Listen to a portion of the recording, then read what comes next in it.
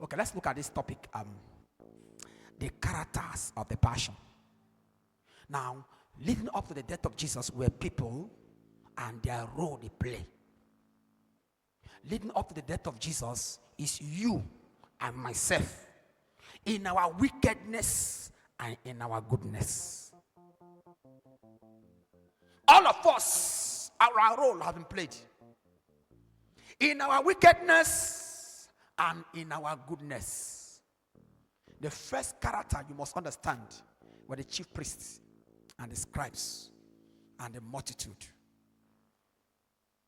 These people were people who were led by sheer jealousy.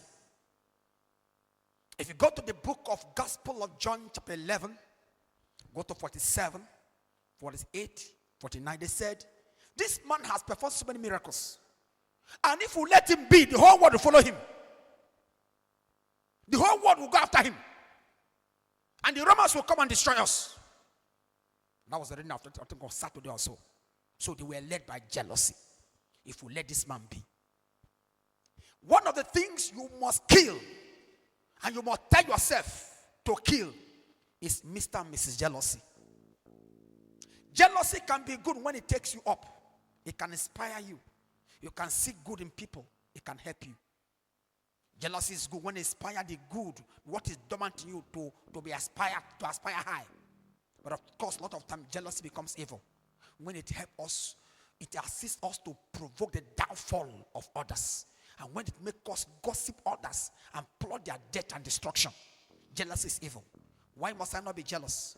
I shouldn't be jealous of you because my jealousy doesn't add to my life. Number two, why must I not be jealous of you? I shouldn't be jealous of you because your life does not stop my life. Why must I not be jealous of you? I shouldn't be jealous of you because there's a God who gave you, and that same God can make me what I am. Why must I not be jealous of you? I must not be jealous of you because your life is not in my hand. My life is not in your hand. Why must I not be jealous of you? God opens the room. Jealousy is a stifle. Jealousy is a padlock. You padlock yourself. Whoever you are jealous of will be greater than you. Anybody you are jealous of will be greater than you. Anybody you are jealous of is above you. That was why in that book of 1 Kings chapter 18 verse 8, he said the man called Saul became jealous of David and desired to kill David. Anybody you are jealous of, forget about it. You will die. BP will kill you first. Trouble will kill you first. How? Jealousy is an error. They were led by jealousy. Sometimes the Herodians were the political class. The Pharisees were the religious class. They joined together in order to kill a common enemy. And that enemy is Jesus. So, please, I beg you, with all you are, kill jealousy. Let it inspire you for something good. You see something good. This man bought a cow. Don't just say, oh, go. Don't just say, mba. Don't just project evil because of something good. It may not be Ogwego. It may be something bad. Let us not always ascribe what is good to the devil. You just see something good. Whether it is, are you sure? Whether he slept with a man. Why do I make your mind dirty? Why is your mind dirty? This girl so the bath like this. Are you sure? Are you sure? Are you sure?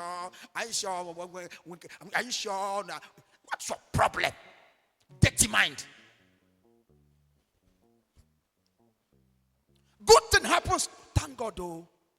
Until you hear that this one now he did something or whatever thing. But even then, leave him. That's his business. That's her business. If you like, let make him sell himself, take do money. That's her problem. That is his problem. If you like, make him sell his head, take do money. That is his problem. Mind your business. I can't be jealous of you. Someone preaches fine, you're jealous of him. Someone is doing fine, jealous. Why? Learn from him. Jealous of you. So they will have. Number two, a second group of persons you must not imitate or that play the role in the character of Jesus. These are the Barabbas. The Barabbas are the people who are actually the wrong people of the land. But who for political reasons, they will free what is wrong and commit to death what is right. For political reason and interest. Political reason has been a reason why people We choose what will destroy them. No, for political reason. No, for political reason, they will not give it to you, even if you are the best. Political reason, no, they will not call your name to come and do that, because when you do it, you are not from their group. For political reason, Jesus needed to die so that Barabbas, a criminal, who killed, he was a killer, who caused trouble and who caused mayhem in the land, to be freed. How? This is political reason. Political reason. Political reason is demonic reason. For political reason, you could go to that book of Gospel of Mark chapter 6, verse 21 to 28. You see a man. He said, because he has made this promise before the kings and captains of industry. That was Herod. Ask whatever you want and I will give it to you. He said, when the young girl asked for the head of John, he said, because of the vow he made and because of those around.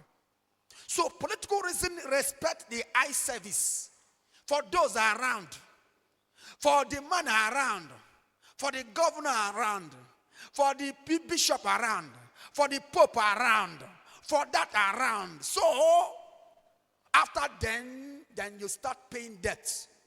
After then you hire a vehicle and go to an occasion. How much you hire the vehicle? 500,000 naira. After then you go and borrow money from the bank to pay that one. And you start looking for money to borrow to pay the bank. And you borrow to pay the bank, you start looking for money to pay the person where you pay from. And so you keep borrowing and you keep sorrowing. How? I want to appear. What? Don't do that rubbish. Don't do that nonsense. So that they will say, so that who will say, are you living for? So that they will say, you go and borrow clothes and so you go and you borrow money. You live on borrow. You live on borrowing because you want to appear good, so that they will not say, "And you a Jew guy." Who are you before? Where are you from before? From Miata, from Utokpo, village like you, so that they will not say. They will say, "Let them say." Where are you from before? I'm not from the bush. I'm not from the bush. Don't live life for people's comments. Your life is not a commentary. Your life is a destiny. What I say? Your life is not a commentary.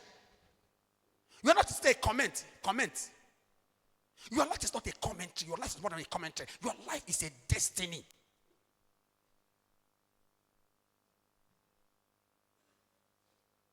Please tell those with phone that we don't use phone in church. Keep phone. We don't use phone in church, okay?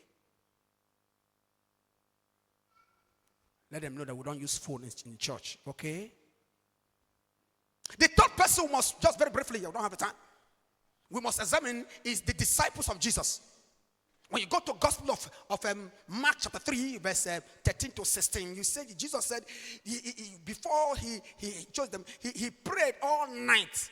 And then, so that he chose them to be with him, to learn from him, that he may send them away, and give them power to be like him. So that was it. He mentioned from Peter. Peter is the first to be mentioned, and Judas is the last to be mentioned. If I ask you who is your friend, the first person you mention is the one closest to you. And the one that you don't trust is the one you mention last. So the Peter is closest to Jesus, and the last that we cannot trust is farthest from Jesus. There is the closest to Jesus, there is the farthest from Jesus. In the place of crucifixion, why Peter brought that sword to cut off the ears of Marcus, the servant of the high priest. In the same place, there was a one called Judas who was selling Jesus. So while one was defending, the other was selling. In the same business, in the same corner, in the same canopy. In the same church, in the same place, one was building, the other was scattering.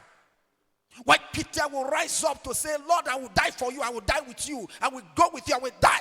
Peter was speaking as he was, as his human emotion gave him authority. He meant that he would die for Jesus. And he was ready to die for Jesus. But things of the spirit is not ability. It is not, no. You don't do physical things. You don't use physical strength to equate spiritual matters. In the midst of spiritual battle, your energy will expire. This strength, you see, I can do it, I can fight you, it will expire. When your name is mentioned 7 times in 7 covens and 21 covens, you will know that there's a reason. There's a difference between I will deal with you and I will deal with you. Then you know there's a difference between I will deal with you and I will deal with you. How? My dear, you will understand. Life will answer to power that is backing you. Jesus, Peter saw Jesus as backing him as a Lord and Master and God. But Judas saw Jesus as a means for business. It was Judas saw Jesus as a means to business. So Peter could defend Jesus because that was his life. That was a master. That was God. But Judas didn't see that as such. Judas was looking for gain and gain. And then we go to Judas. When you read the gospel, you read the gospel of Matthew, chapter 27. Gospel of Matthew. Let's see how Judas fared. At one time, a woman brought out an alabaster jar of oil and anointed the feet of Jesus. In Matthew chapter 26, verse 8 and 9. And and the woman poured the oil on the feet of Jesus, Judas complained. He said, this oil could have been sold for 100 denarii or whatever amount, and the money given to the poor. Did not that because he loved the poor. Because when Judas is your bank manager, your money will keep missing. And so it's to say because he lost himself and he was always using the money to assist his need. So they have to give him the purse. Because he loved money so much, they have to give him the purse for money. Lovers of money will die with their money.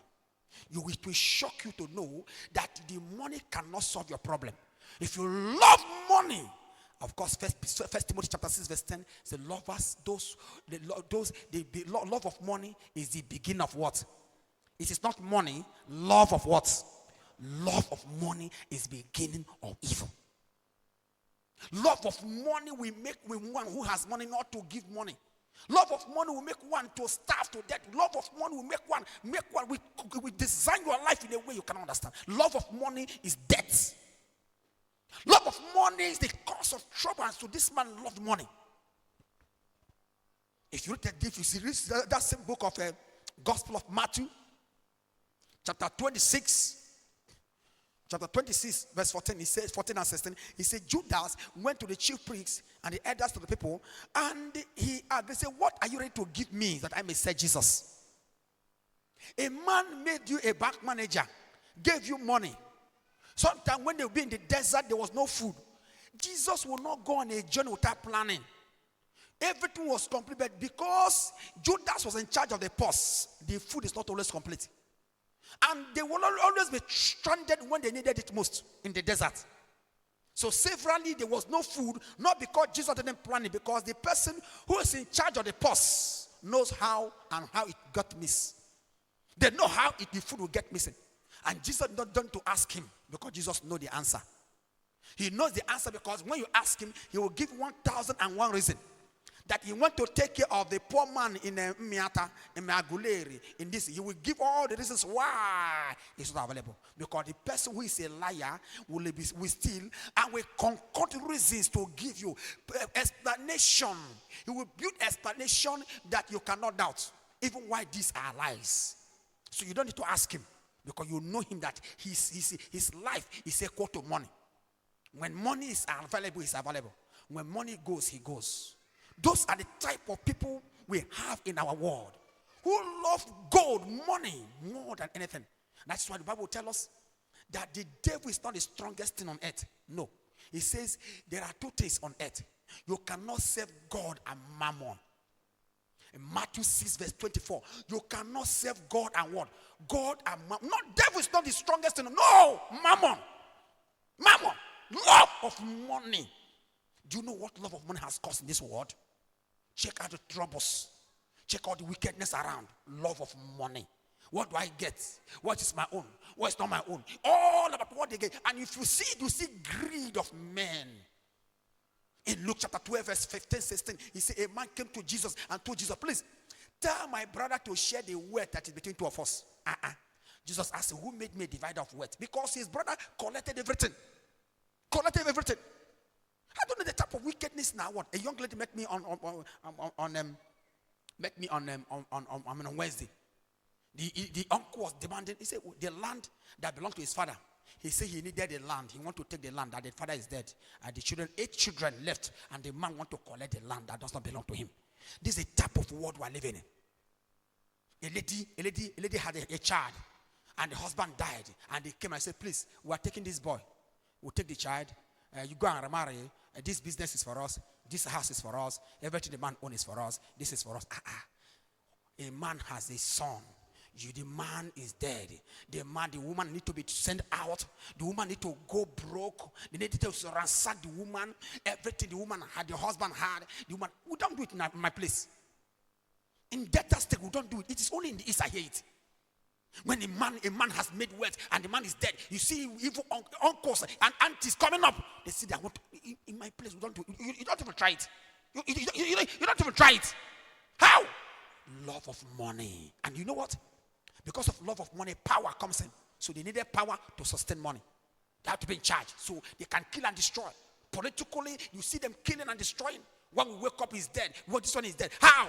Political killing and destruction. They can grab it, they snatch it, they run with it. Oh! Because of what they will get. My dear, love of money. Oh dear. It's destruction. Jesus warned him in Matthew 26:24. That the son of man is going the way it has been apportioned to him. But woe to him by whom the son of man is betrayed. You know, hear him. You know, hear him. In Gospel of Luke chapter 22, verse 3, he said the devil entered the heart of Judas. Devil entered his heart and he said, devil, welcome. Have you seen that type of a thing? The devil entered his heart and he welcomed the devil, and devil took a seat in his heart.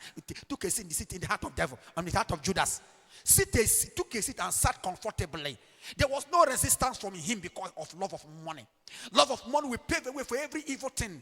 Money is good, of course, you know that. Money will give you a good house, a good building, a good farm, give you holy. We'll buy wine, we'll buy bread. Money is good, of course, you know what I'm talking about. I mean, love of money. Love of money. Now how do you test whether you love money? If they give invitation, they say, is it Mwekwerego? He doesn't have money. Is it Mr. This or Mr. That? Is it? So you make distinction. There are those for this. So you're in your head. You already have a status. Divide. These ones are my own. These ones are not my level. So you created level in your heart, in your head. I'm sure on the last day, your heaven will be in level. Your own heaven will be different from that of the. You will create status in your head. That will build respect for people. These ones are those that own respect. This one are those that don't need the respect because the man does not have. Be careful.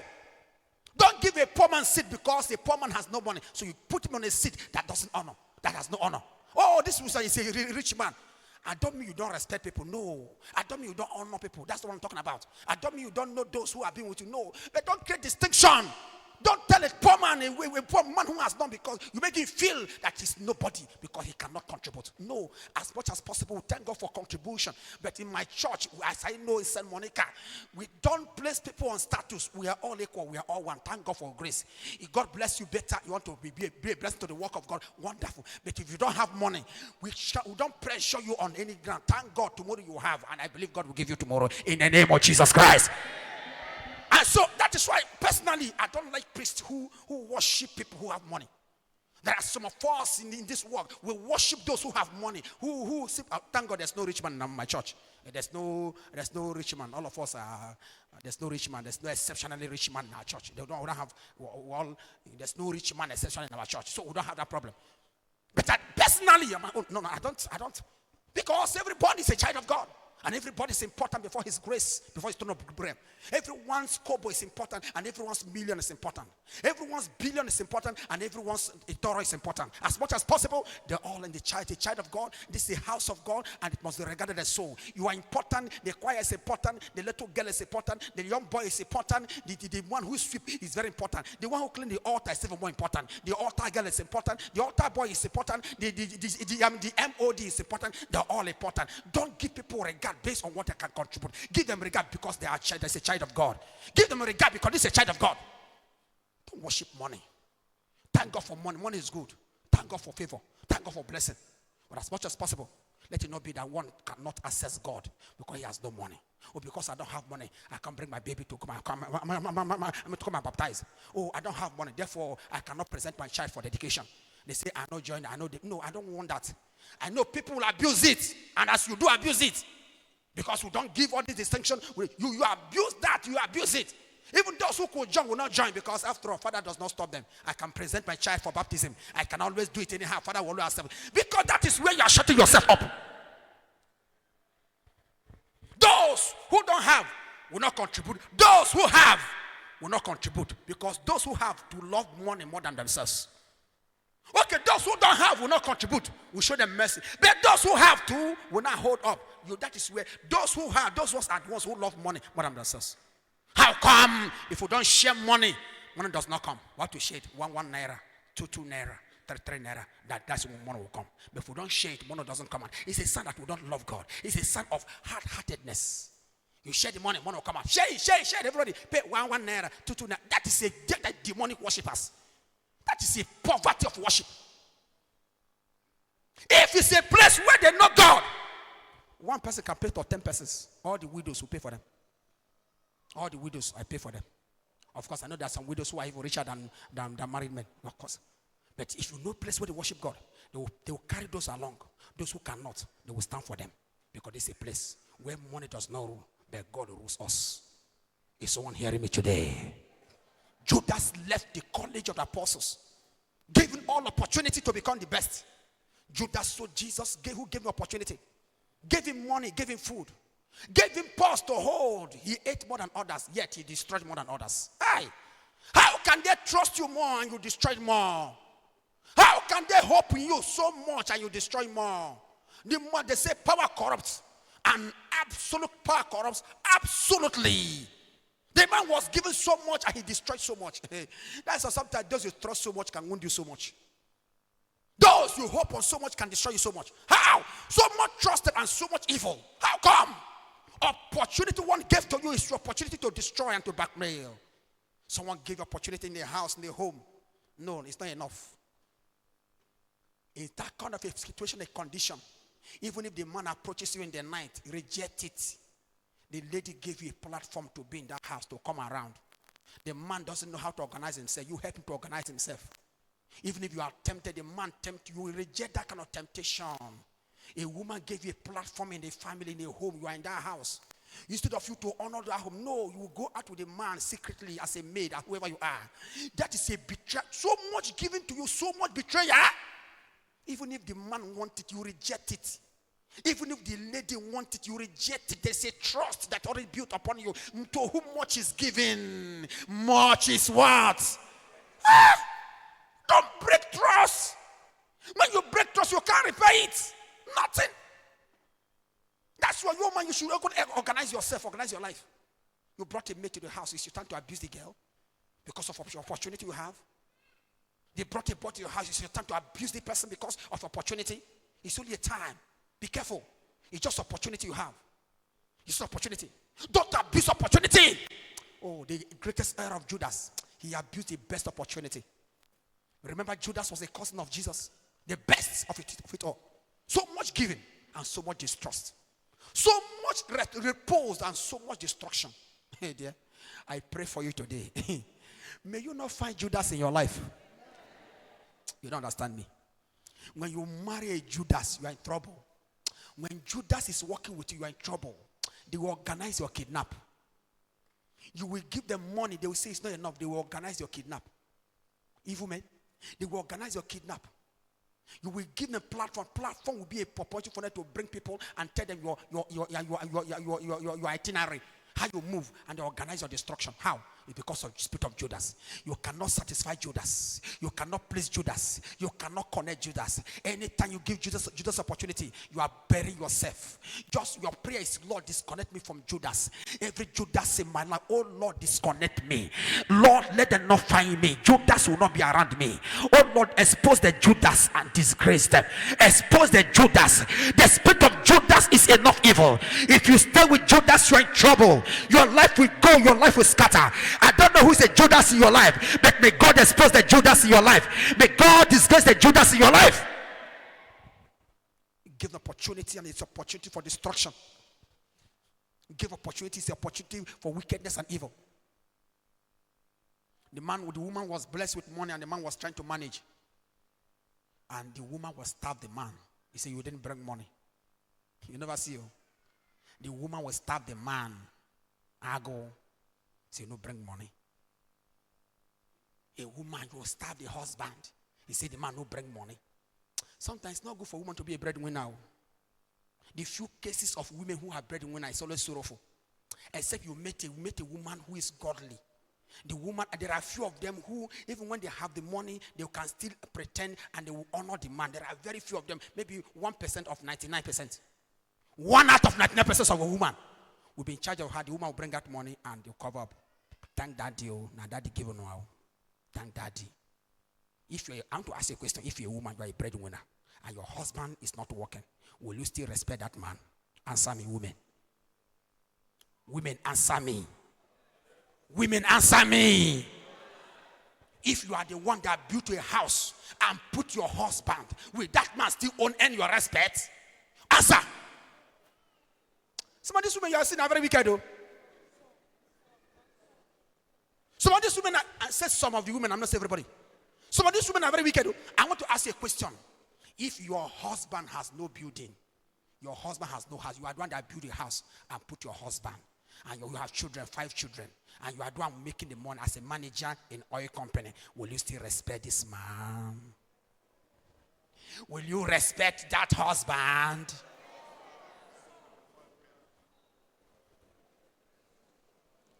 Yes, Father. It's easier said than done, oh. If we give women breadwinners in family, we ask you to exchange for the men. What more you will do our men? Mouth no if you talk am. Mouth no if you talk am. This woman say at you now. The woman say, my husband. If they are the one who is in charge of the money in the house, will you respect the man? Even as the man is even as the man is still bringing out money now, you see the nag. You are still troublesome. You are still where you are now. If you are the one bringing out money, will you respect this man? Answer me, women.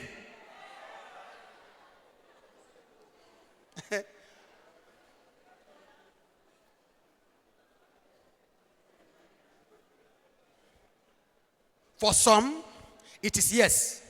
For others, it is no.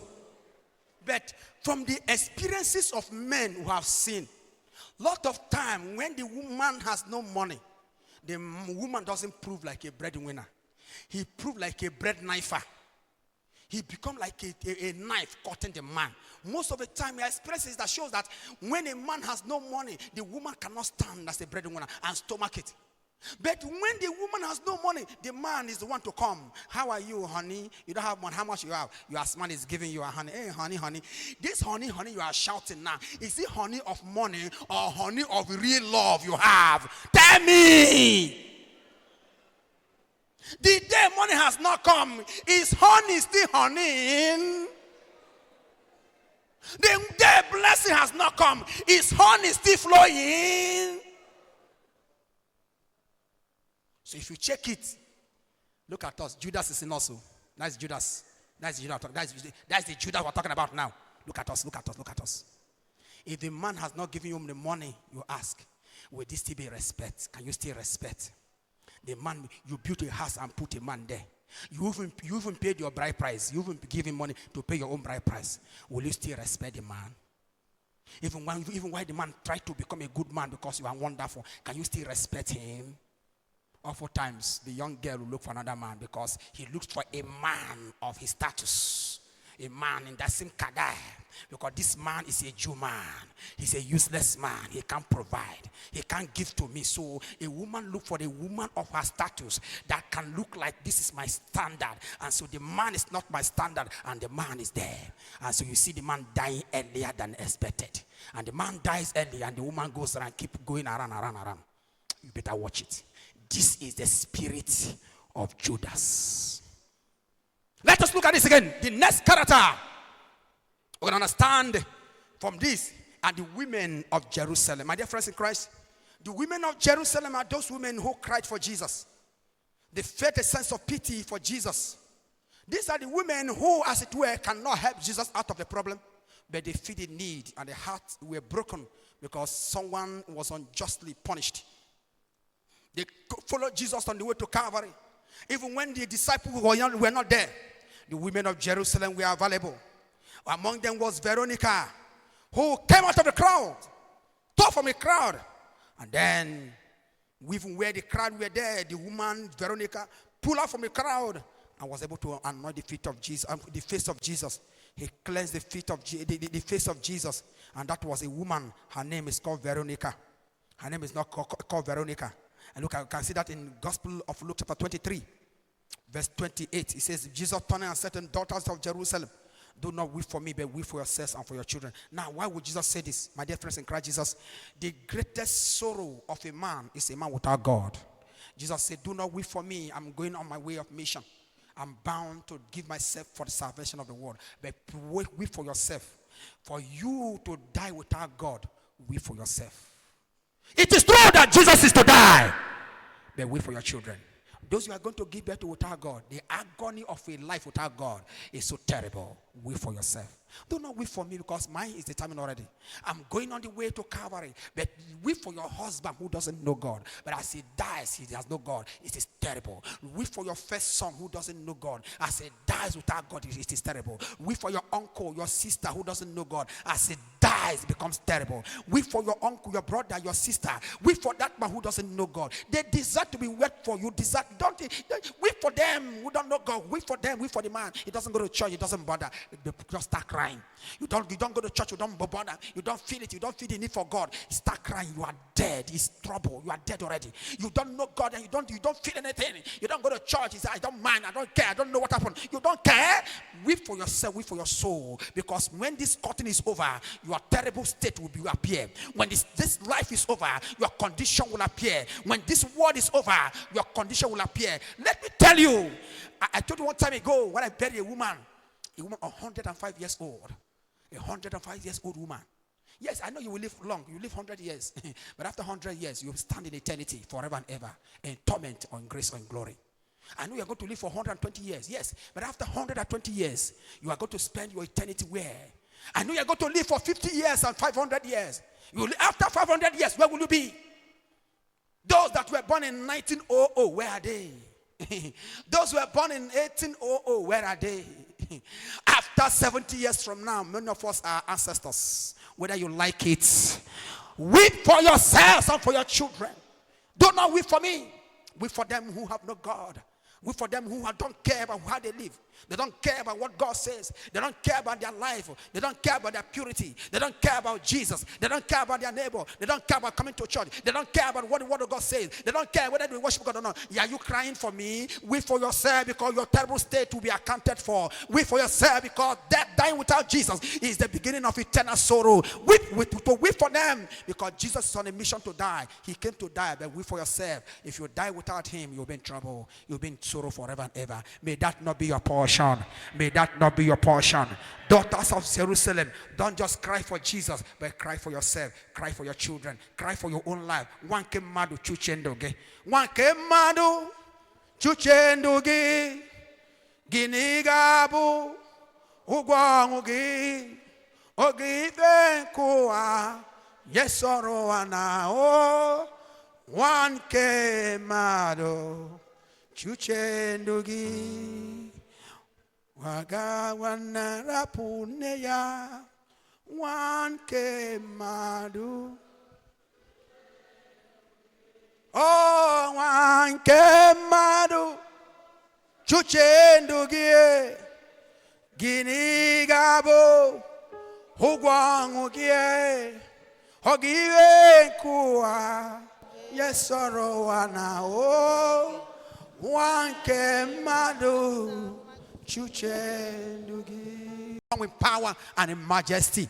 That same Jesus you saw dying now, crying, Father, have mercy. Father, why have you forsaken me? He's coming back again in glory and in majesty. He's not going to come like a servant. He will not come like a baby. He will come like a king and a just judge to give to everyone according to the labor of his hands.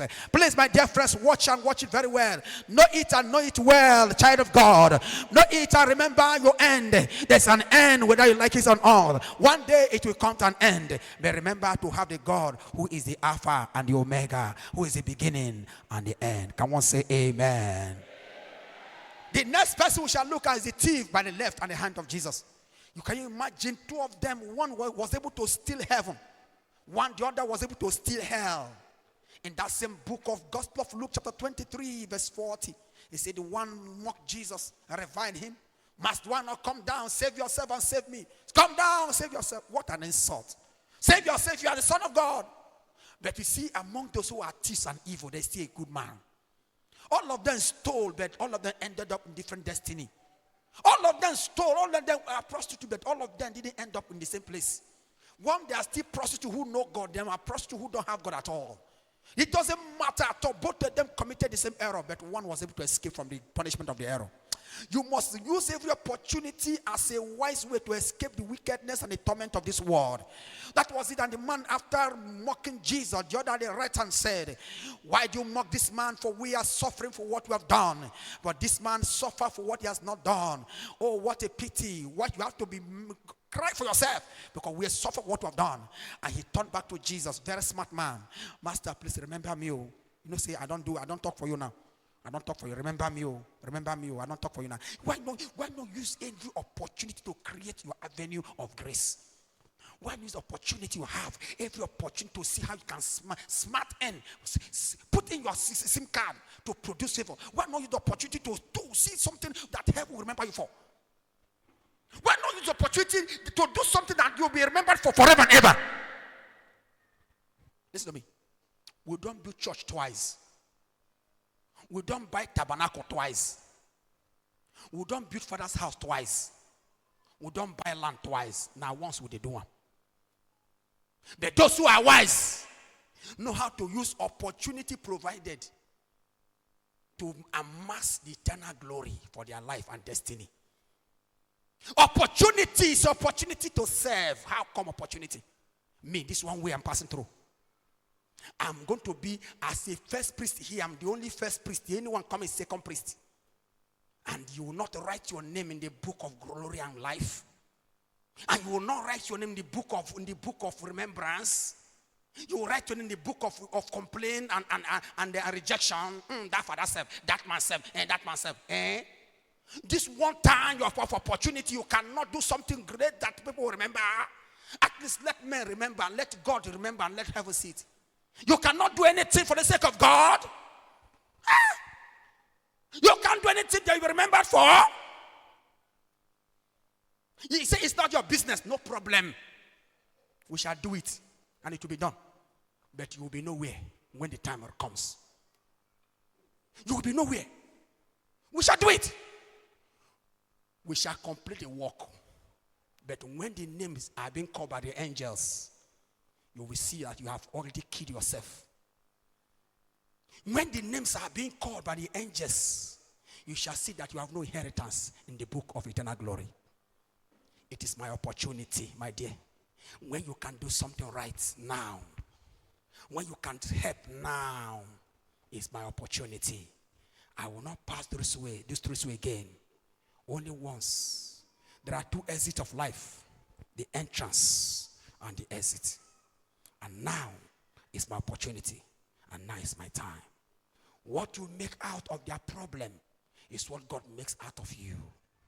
What you make out of that condition is what heaven makes out of you.